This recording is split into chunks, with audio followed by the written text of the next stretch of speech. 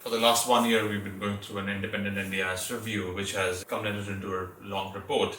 And there are so many sets of recommendations, and it has a roadmap on the next 5 years. We have come from a state-funded model to a nationalized model, and now a hybrid of a state and territory government-funded versus and commonwealth-funded. What do you see the change of the dynamics evolving in the coming years? I think it's very hard to see how that is going to play out. When the NDIS first came along, it was about doubling the funding to people with disabilities, and it was building on a system where there were waiting lists, where there weren't enough services.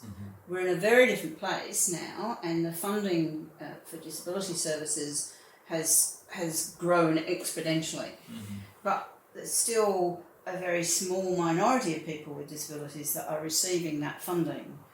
And my understanding of the review in the sort of big picture is that it's suggesting we need to fill in what was originally there in the NDIS, which is that middle tier about making mainstream services more accessible to people with disabilities. But that's going to require a huge amount of investment and change in mainstream services, but also the way you bring about change in mainstream services is by providing them with education and support to change. So you need specialists that are specialists in how you change mainstream services to be more inclusive. So it's a huge task, and I think it's going to require a lot more investment in disability and in everybody with a disability, not just the people with more severe and profound disabilities who are in the NDI. And my worry is at some point there's going to be a change of government, and they're going to go backwards. They're going to say, and you're beginning to see it in the news media, that the spending for people with disabilities is out of proportion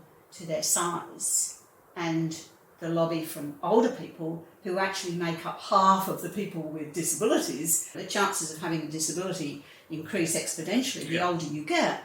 And the older people are saying, well, you're leaving us out of this. So I think it's like all politics is about priorities. And I worry that we're maybe trying to be too ambitious, and we have to be a little bit more realistic. More people have come into the services, into the NDIS than was anticipated, and I think the spending, as we know from that report, is very unequal. So I think trying to get some more rationality to how spending is happening will be good, but I worry that we're not going to invest enough to really make this system